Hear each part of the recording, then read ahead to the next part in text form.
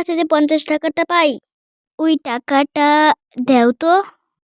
আমি কি তোর থেকে ধার নিছিলাম? কই মনে পড়ে না তো।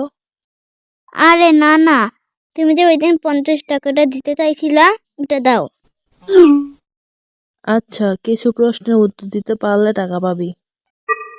আবার পেছাইতাছো? আচ্ছা কও। সহজ 5টা প্রশ্ন ধরবো নাকি কঠিন একটা? কঠিন একটাই ধরো। আচ্ছা বলতো, দিন আগে আসে না রাত আগে আসে?